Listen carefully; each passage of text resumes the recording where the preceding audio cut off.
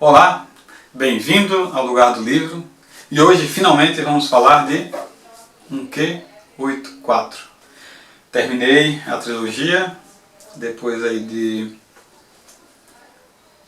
quase 2 anos. O primeiro livro foi lançado, não, 1 ano e pouco na verdade. O primeiro livro foi lançado acho que no começo de janeiro ou final de dezembro de 2012, mas eu li no primeiro trimestre de 2013, depois logo em seguida li o livro 2 e esperei até esse ano, terminei, tem acho que uns 10 dias a leitura do livro 3. Eu nunca havia lido nada de Haruki Murakami e não sabia bem o que esperar. Eu tinha visto um Q84, acabei pedindo para meu irmão comprar. Ele estava numa livraria em Salvador, eu pedi, não, comprei. Ele comprou o livro 1 e quando eu terminei de ler o livro 1 eu fiquei enfeitiçado, porque a história do 1Q84 é uma história de fantasia, não chega a ser uma distopia, é uma história de mundo que envolve mundos paralelos ou universos paralelos. É uma história que envolve muito a literatura, é uma história que envolve muito o amor. Então é uma história bem ambiciosa, bem diferente assim, a forma como você acompanha a história de Tengo e de Aomami. São os dois personagens principais da história. Os 3 livros eles se passam num período de... começa em abril do ano de 1984, termina em dezembro. Então são 9 meses aí nesse período. O livro é narrado em forma de, assim, em capítulos que ora contam algum fato na vida de Aomami, ora na vida de Tengo, e aí vão se alternando. E eles não se encontram, mas você vê que os fatos afetam todo mundo, na verdade, e que cedo ou tarde eles vão acabar se encontrando. Você sabe disso. Como é que eu posso caracterizar a escrita do Haruki Murakami, para começo de conversa? Não, antes de falar disso, falar sobre a história. O que é exatamente a história, sem entregar nenhum spoiler. No ano de 1984, Aomami e Tengo vivem suas vidas. Ela é uma instrutora numa academia da alta sociedade.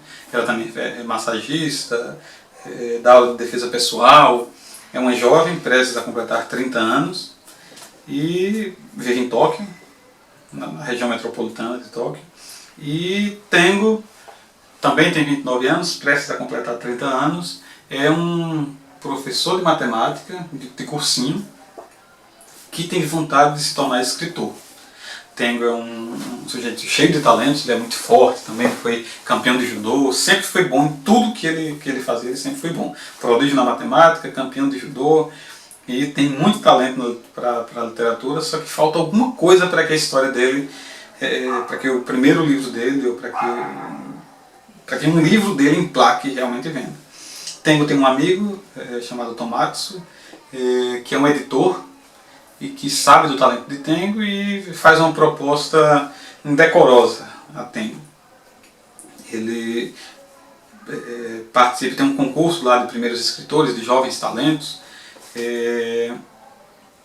e Tengo faz parte, o Tomatsu Komatsu faz parte da equipe que analisa os originais para esse prêmio, e ele costuma passar alguns desses livros para Tengo ler inicialmente, porque para já filtrar alguns, os piores, mas aí ele tem acesso a Tengo lê um livro que é muito mal escrito, é uma história chamada A Crisálida de Ar, é uma história muito mal escrita, mas que ele ficou muito curioso em relação a essa história, porque ela tem alguma coisa que conquista, que o conquistou, que chamou a atenção, mas ele sabe que não tem a menor chance de aquele livro ir para a fase final, porque assim, as frases são soltas, é como se fosse alguém que não soubesse escrever. E aí o Komatsu faz uma proposta indecorosa para Tengo. Komatsu ele é todo estranho, todo ele quer meio que provocar o sistema e ele diz, olha, minha proposta é, você com o seu talento de escritor, pega essa história Crisálida de Ar, reescreve, nós submetemos o texto à aprovação, submetemos o texto à equipe lá, ao comitê, certamente vai ganhar, porque é uma história muito original e você escreve muito bem. Então você tem muito talento como escritor, mas lhe falta essa história. Basicamente o que o Komatsu diz para o Tengo é isso. E a gente ganha, divide o dinheiro e meio que a gente tira uma onda com esse pessoal erudito que acredita na alta literatura, etc. A menina que escreveu o livro é uma jovem estudante de 17 anos. Então imagina o impacto que vai ser uma menina de 17 anos ganhando esse prêmio e tal. Tengo fica relutante, mas acaba aceitando. Calma, que isso não é spoiler, isso é o começo do livro.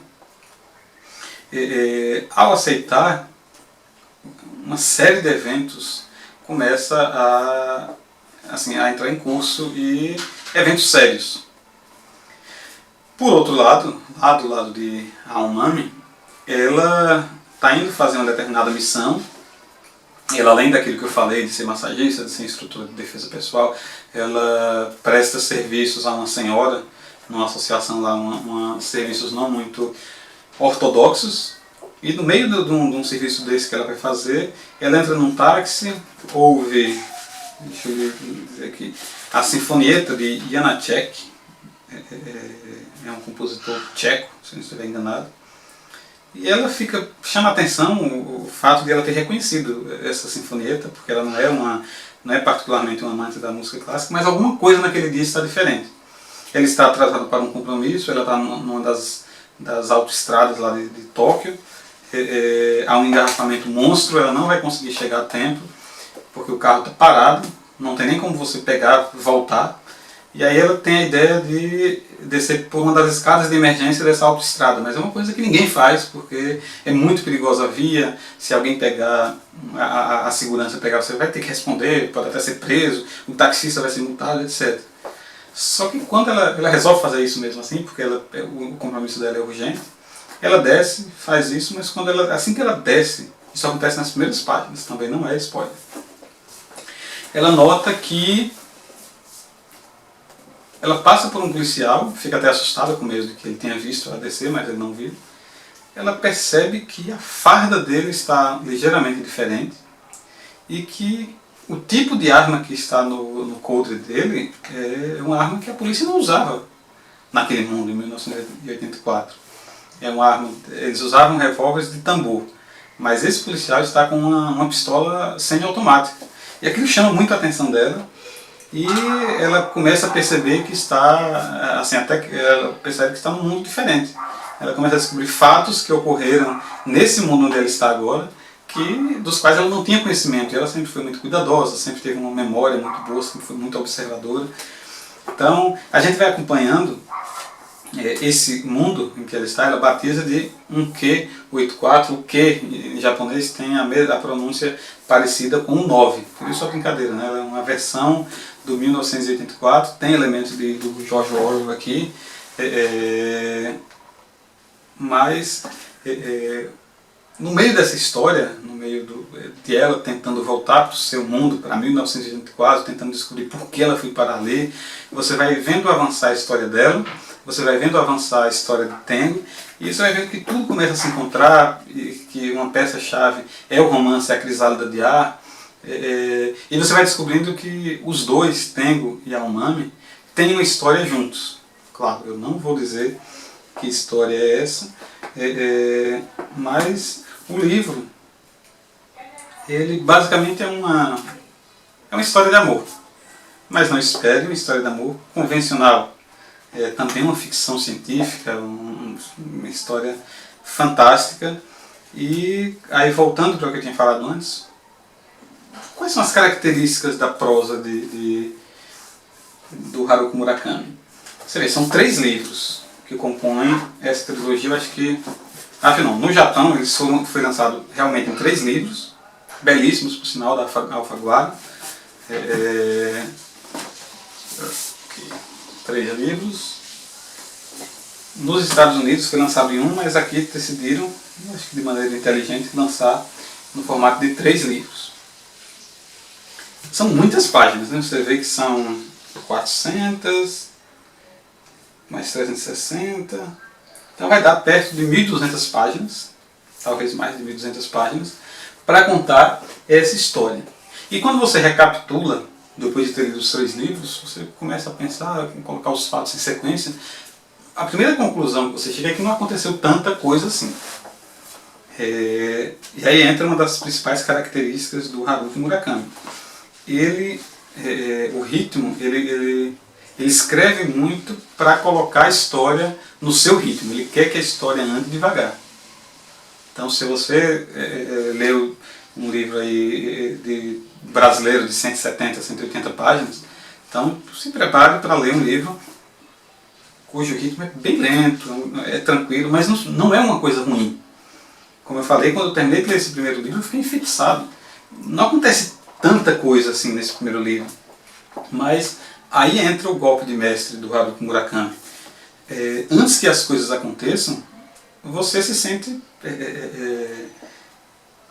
empatia pelos personagens, porque você vai conhecendo, basicamente, apesar de haver outros personagens no livro, mas o foco do Haruki Murakami é Tengo e a Umami.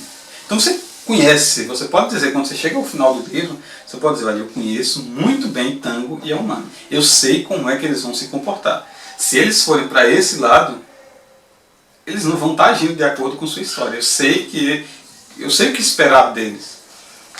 Então esse é um mérito grande do Haruki Murakami. Ele constrói, ele é cuidadoso na construção do personagem. Ele fala quais são os hábitos, ele fala do Tengo cozinhando, como ele chega em casa, como ele se deita, como ele se preocupa em ir para o supermercado, como ele faz aquilo. Mas não espere um livro chato, não é isso. Não é isso, assim, eu não quero passar essa impressão. É o ritmo, que é propositadamente lento, faz com que você viva naquele mundo de 1Q84. Uma coisa que eu notei aí, com um ponto, não é exatamente, mas acabou sendo como algo negativo para o livro. De certa forma, me lembrou muito a leitura desses 3, me lembrou muito Lost. Quando eu terminei de ver a primeira temporada de Lost, eu estava certo assim, de que nunca tinha visto nada igual e nada tão viciante na TV. Eu lembro que eu e minha esposa, a gente ficava até 4 da manhã assistindo, não conseguia parar de assistir os episódios de Lost. Isso foi a primeira temporada. E, lembrando, outra coisa que é parecida é que ele abre um monte de pontas, um monte de portas, cria um monte de segredos, ou mostra pedaços de grandes segredos nesse livro, assim como em Lost. Lost cria um monte de segredos. E a grande pergunta que eu vou ficar enquanto li aqui, de forma similar a Lost, é: esses segredos vão ser revelados? Ele vai resolver esses problemas? O segundo livro, a minha impressão, eu acho que foi até, em relação a Lost, foi a mesma empolgação que eu me lembro. Também foi o mesmo nível de empolgação. No livro 2, me impressionou, ele é mais fino do que os outros. O que me impressionou quando eu terminei de ler a leitura, apesar de eu ter gostado muito, muito, muito, muito mesmo, e ter ficado muito decepcionado por saber que a tradução do 3 iria demorar ainda, porque ela estava sendo feita ainda diretamente do japonês, é que muito pouca coisa acontece nesse 2. O 3 termina num ponto crucial, e basicamente o 2 ele vai resolver esse ponto crucial, que naturalmente eu não vou dizer qual é, mas mesmo assim a leitura não foi assim, nada chata, pelo contrário, você vai mergulhando mais nos mistérios do personagem. Então esse 2, ele enquanto um apresentou todo aquele universo, no 2 ele resolve uma coisa importante, mas você mergulha mais nos personagens, você passa a conhecer bem melhor a Umami e Tengo. E aí no 3, aí é que entrou um ponto negativo para mim, porque é como se ele fosse... O ritmo do 1 é lento, como eu falei, mas é muito bom. O ritmo do 2 é um pouco mais lento, acontecem menos fatos, mas continua bom. Mas no 3 parece que a impressão que eu tive é que ele exagerou na dose. Ele exagerou. Porque assim, eu li, eu acho que as primeiras 140 páginas, por aí, 140, 150, nada acontece na minha ótica. Assim, sim, estavam acontecendo algumas coisas, ele estava descrevendo, a partir do 3 entra um terceiro personagem, então são três personagens que são titulares dos capítulos, né? São capítulos curtos, são 31 capítulos no 3, então são 3 personagens que vão se revezando, a Humano, Tengo e um terceiro personagem. E pouca coisa acontecia e eu fui ficando meio, puxa, será que vai chegar ao final do livro e nada vai acontecer? Mas assim, ao final da história, você vê que realmente é um grande livro. Eu acho que caiu um pouco, eu diria que ao invés de 5 estrelas ele caiu para 4,5. Talvez, se eu for muito exigente, 4, mas olhando o livro como experiência, assim, como o nível de prazer que a leitura dos 3 livros me deu, é nível altíssimo. O que me fez foi esse terceiro volume, que parece que o Haruki Murakami ele exagerou na dose. Ele colocou alguns fatos que não influenciaram diretamente, como eu falei, nessas primeiras 100 e poucas páginas, que poderiam ser suprimidas. Não sei exatamente qual o propósito dele em relação a isso. Claro, ele foi coerente, o ritmo é sempre lento, você vai conhecendo bem os personagens e tal. O que eu posso acrescentar mais em relação ao livro? Não vou falar da história, a história você vá atrás, ela é uma história muito ambiciosa. O final, ele não é como o final da terceira temporada de Lost. Quando eu cheguei ao final da terceira temporada de Lost, eu desisti. Eu achei que caiu muito o nível, começou ao invés de resolver algumas pontas, começou a abrir outras, a criar mais. Então, não acontece essa semelhança com Lost para aqui. O final é bem satisfatório. Eu diria que o final é perfeito. O final é perfeito. Para mim, o final foi perfeito. Não poderia ser de outra maneira.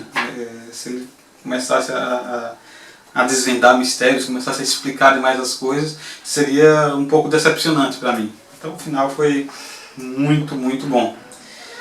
Uma coisa que você deve esperar, ou para a qual você deve se preparar, se você for ler esses 3 livros, é sexo.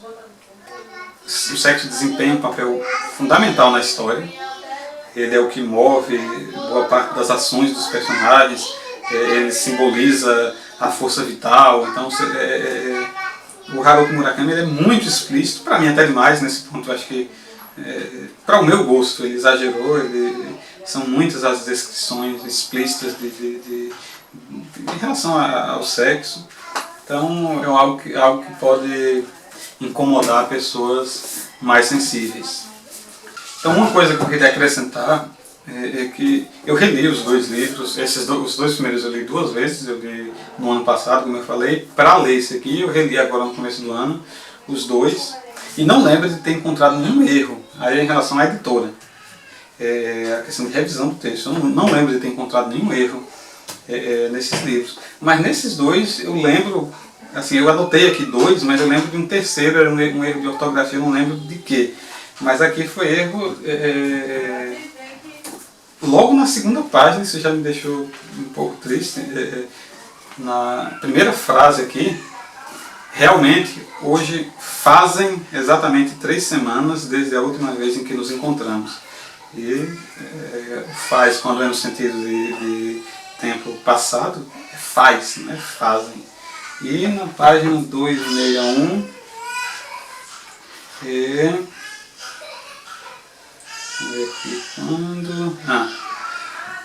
quando você sair inadvertidamente e alguém te ver. Quando alguém vir você, não quando alguém vê você. Então, assim, claro, é preciosismo, mas é Alfaguara, não é uma editora de fundo de quintal. É toda grande que, não sei, para o meu padrão, 2 erros desse numa obra dessa é muito. Então, só um detalhezinho aí, um erro de revisão da Alfaguara. Balanço em relação ao livro grande livro, excelente livro, diversão certa. Se você gosta de histórias fantasiosas, se você gosta de uma história num ritmo diferente, histórias que abordam diversos aspectos, história que, com muita reflexão, cheia de metáforas, o 184 não é literatura cabeça. A prosa dele é deliciosa, você vai gostar. É literatura de altíssimo nível, que diverte bastante. Então é isso, Haruki Murakami, 184, grande trilogia. Obrigado pela atenção, até a próxima.